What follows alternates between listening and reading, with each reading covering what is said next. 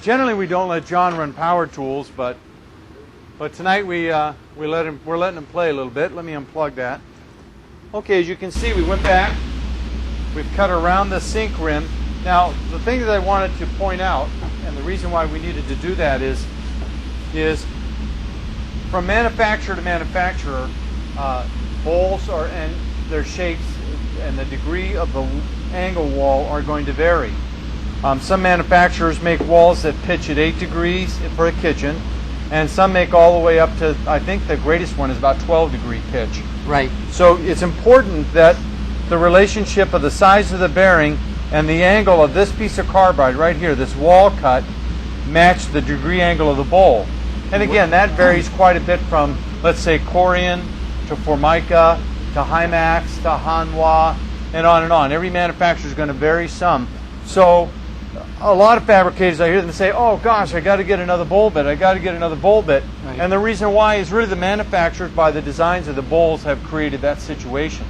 If you don't get the proper angle of cut, what happens is you can either create a ridge right here on the bowl, right in this area, which is a real bugger to get out. Yes, you have to sand out, so you're actually working through the whole bowl wall, or you leave so much excess material as far as this overhanging the bowl that you still have to sand that out and then feather it into the radius. Right. Now we've actually set this bit just a little bit light to leave a little bit of a ridge there, and there's another tool available called a super scraper, and actually these were developed for scraping engines and just about anything. I mean, it's a great scraper, but a lot of customers will call me and tell me, they left a little bit of an edge here and it takes a long time to sand. But if you actually scrape this, you use it as a draw, and you can scrape a lot of that off of there very quickly and then go in with a sander. Mm-hmm. So instead of sanding the whole thing, so that works really well for that operation.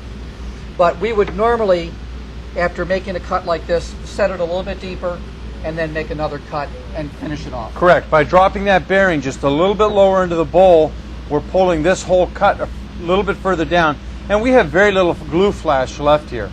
So that bowl is that bit is a very good marriage to this bowl. All right. Now, what we're going to show real quickly, and we've got the advantage. I'm going to get this bowl emptied out while you're talking over there, because we're going to want a lot of this out when we go to do our last segment. Okay. So you go ahead. If you'll join me over here, what I want to show you is we have here the steps real quickly, and we'll run this one real quick. This is a vanity bowl that we've already set up, and as you can see, what we did here, let me move this out of the way. What we did, I plugged in the wrong router. What we did is we have a bowl set into this top, just like we started to on that kitchen bowl. And let me plug this one in real quick. Okay. So we took and we've already cut our plug out of this bowl, and we used a hole saw for it. And again, just show you how quickly we would do this. We have the same bit. We would start by putting it right through there. Make sure that we have the router set on 6, and I'll show you how quickly this will do the task.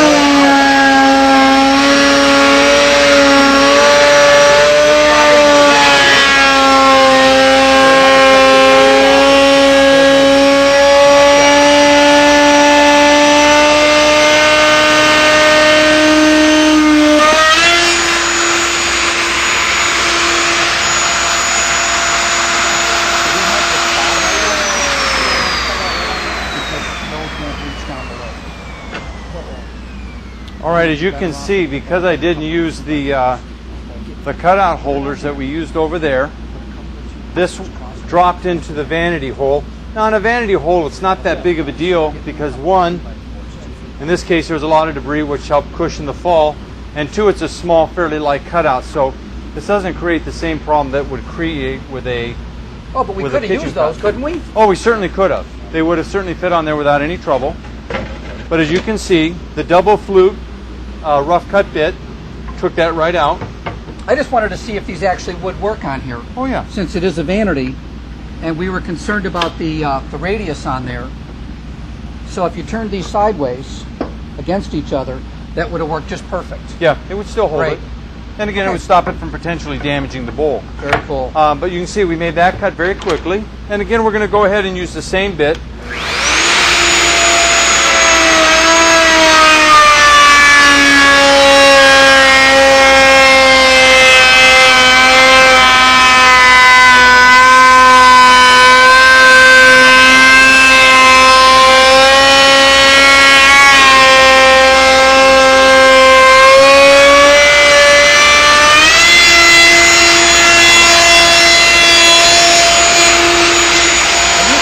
Going to get dirty.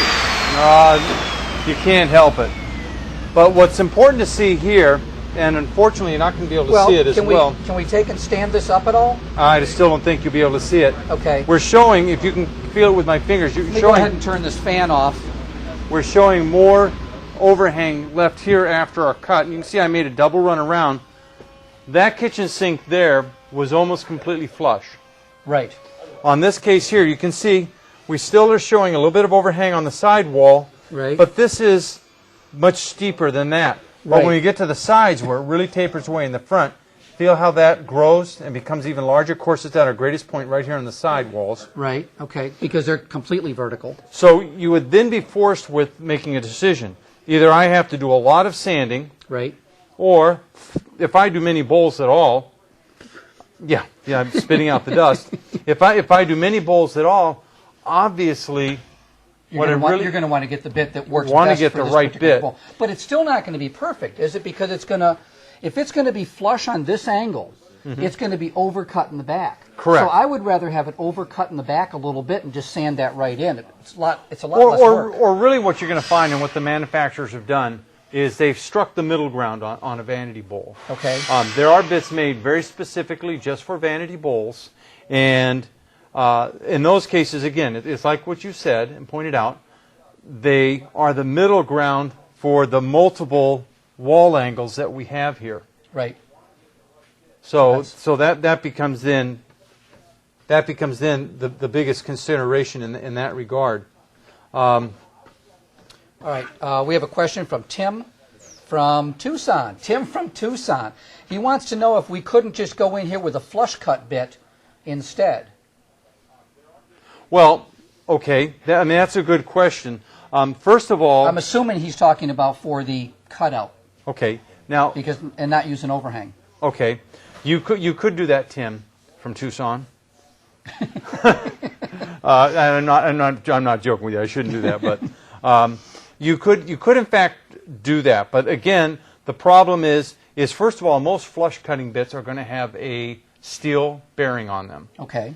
And the problem with the steel bearing is you're going to scar the side of the bowl, and certainly with solid surface anyway, that can be a real nightmare. If you used it on, let's say, a stainless steel bowl, then what you're going to do is you're going to scar the stainless. But you could put at least this will couple layers sand of out. masking tape or You could something. put the masking tape on it. However, the important thing to consider: a stainless steel bowl is manufactured by the technique of stamping. It's done on a tie, on a die set. So any deviation or error in that bowl because of the stamping process. Now, when the die is brand new, you're going to get very consistent bowls. Okay, all right. But as it goes through its wear, the bowls are going to start to take on degrees of unevenness. And if you use a flush bit to make a cut like that, right, you're going to have any deviation of the bowl now pronounced in your cutout. You may have a problem on your hands with the customer, so you really need to be careful about that. Okay. So I would exercise caution with that, and even more so when you start getting into cast iron bowls like that, because that glazing process is never precise. All right. So certainly that would be a problem. So as far as really going to a flush cut, the only material I think I would really ride that horse with is with solid surface. Ride that horse with. Yeah, well, okay. Okay. A little bit of a colloquialism there, but I would. Otherwise, I'd be fairly careful. Right. So let's assume you get the right bit for the right job, and you've got this flush. Then what are you going to do to finish off this bowl? You're going to sand it out. Okay, and that would be with what? Typically, a lot of guys will use a soft 3-inch air sander. Okay. I mean, that's probably the most common tool. All right. And the reason why the 3-inch is that allows you to travel in and out of the radiuses. Okay. Obviously, the wider pad you use and the more rigid the pad is, the less you're going to really get into this form and sand it efficiently. You're going to be sanding just on the edges of the pad, which means you're going to be cutting the bowl line very unevenly. Okay, that makes sense. So you'll have a lot of heartache. So typically a 3-inch soft pad. Now there is another sander, which I know we have it, and I just don't see it handy right now. Oh, the bowl sander. It's right there next to the Abaco sink lock. Okay, right here, yep. This is a great sander. Now, the idea for this sander Let's come on over here is so we're typically together. with these bowls, though. But Okay. this I'll is come where over this here. one, this bowl, this sander, we've sold a lot of these, and there are some guys that sit there and say, oh, it's not great for sanding this, because it really doesn't have a lot of the power that you would typically apply to this task. Right. But that's where the 3-inch sanders are really at their strength. Okay, so those are going to be rolling back and forth all the way around. What this is really good for, its strength, is these corners down in here. Ideally, when you sand a bowl, you really want to stay out of the bowl as much as possible. Right. Because this creates a lot of work, and then feathering the finish down into here is a headache. So if you can really keep your sanding restricted to this area in here, you'll do yourself a great deal of service. If you're in a situation where you have to get down into a bowl, one of these sanders are perfect because it just rolls right down into all these radiuses. As you can see, Okay. This is a Danny pad, and a lot of you are familiar with Danny already, but this just rolls right up into those corners, and even down in here, and this is really where the headaches start when you get down in here. But this sander, which, as you can see, the head they put on it is perfect because you can go at a very comfortable angle. It lets you roll in and out of these corners, up the walls, around here. So even if you're just refinishing a bowl, these things are I was worth just their going to weight say in that gold. would be good for refinishing. Oh, boy. Before this sander, there was nothing in the market, nothing at all that even approached this. So, yeah, this is a fantastic sander for the task. So, yeah, one I would really highly recommend for most people. If you're a production shop, you definitely need that. Now, one more thing I wanted to talk just briefly about. These are also from Abaco. Oh, those are for climbing walls, right? Climbing glass walls? Well, that's what you were On trying to do buildings? earlier, yeah. Yeah, that would work. People were complaining about how you were dressed, by the way. If you'd hand me the sink cutout. Now, these are primarily intended for Tile work. Tile lifters. But there are some people that they use these, and what they'll use them for is, Oh, look at that. Oh, if we had two of them, you'd have symbols. you can try that. They get stuck together. But, I mean, some people use these for holding the cutouts Right. or for lifting them out. So it's certainly I another... could see a lot of uses for those, really. I mean, Illegal? well, yeah, legal stuff, yeah. Well, that's neat.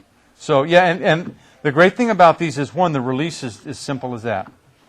Oh, wow, look at that. Yeah, Huh. they're very strong, and they hold their suction for a good amount of time. They do have a little bit of travel to them, but these wouldn't be strong enough to, say, put a top into place or anything like that. I think you might be exceeding the lift capability of them. Okay. Because, as you can see, they lose their draw. Now, I know we have a product, and I can't remember. There's a product engineered for 3M, by 3M, specifically for the task of maintaining rubber Oh, the suction citrus. cups. The citrus. citrus cleaner. And what that actually does is, because you can see, even from us using this right now, we've already developed just Yep. crud on the bottom of the cups. But there's a product made by 3M which actually will keep the cup, and it makes the rubber actually sticky, so it increases the suction on those things. I already tried that earlier. Okay. But still, another possibility. I think obviously the blue things work better. Right. But it's certainly The blue things. You mean the What do you call them? I don't remember what you call them. bowl savers? The bowl saver. Or okay. sink savers? No, sink saver's already a product. So these are bowl savers. Whatever you want to call Okay, them. great. Okay, that's it, bowl savers.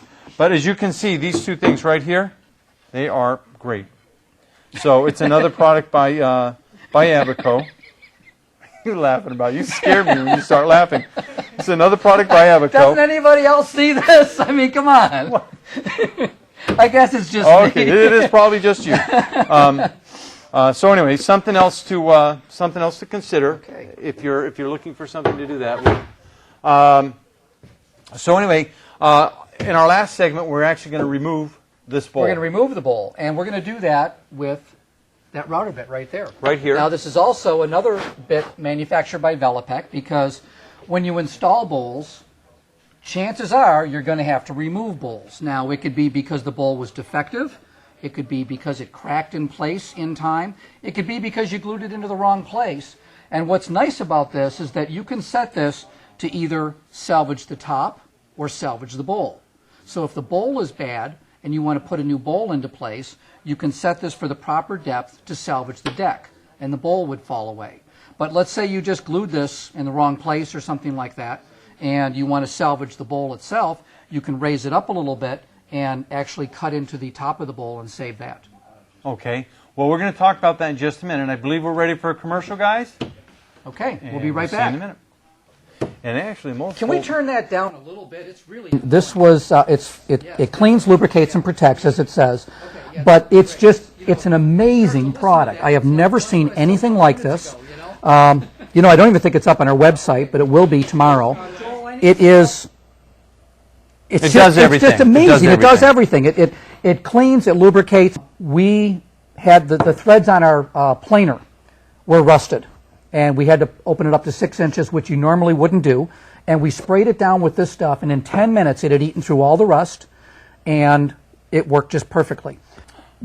I know, just by way of, I do quite a bit of shooting, and I read that you could use this for guns. Right. And I sprayed it down the bore of one of my pistols, and I was amazed. It immediately cleaned the bore out. Yep. Unlike any other product, it actually goes through the water. Other products like PB Blaster and things like that, if you fill them in a cup of water, they lay on top of the surface and they do nothing. If you actually put this in, this goes through the water and will eat a styrofoam cup like that. How long does this last, though? I'm curious. It lasts for 5 months on a non-moving part. So it'll waterproof for 5 months, like an electrical connection or things like that. But if it's something that's moving all the time, you want to just keep spraying it on a regular basis to keep it protected. Now, what we're going to do is very simply, we're going to spray. Oh, you're a chicken, is what you. We did this earlier. Well, all you do is you spray the surface good, okay, like that, and then you spray anything that's going to be. Let me get furniture out of the way. That won't take the finish off of her chair, will it? Spray the light bulb too. All right. Now you screw the light bulb together, and I'm just going to show you a simple test of this. You're going to see a really neat demonstration of this when the manufacturer comes in. So we have this. All right. Now this is regular water here, just like nothing special about it. And we're actually going to take that and drop it in the water. Are we going to go offset? Okay. Look at that. Look at that. Can you believe that? Can you stick your finger in that water? No. Go ahead. But isn't that amazing? All right, so, and then you could just take it apart. Now look at this. Watch this. A little bit of water on there. Here we go. Ready? Ready? Thought we were going to have an Alcatraz moment. Look at that. I mean, can you believe that? I mean, that is absolutely amazing. So imagine like, like let's say your car, if you drive an old clunker or something, and every time it rains, it runs bad. Just spray down the spark plug wires, distributor cap, all of that stuff with this, and it'll protect it for 5 months. Well, now, big it's thing, amazing and you and I had talked about this. For all of you guys that are field carpenters, framers, scissors guys, and all that, if you take and you think of your tools that rust, the chucks on your drill. Yep. Just spray down everything in your toolbox with this stuff. Router bit shafts, saw blades. Yep. Once again, all your tools, all the contact points, everything that deteriorates from, especially humidity down here in Florida, Absolutely. all along the Gulf Coast.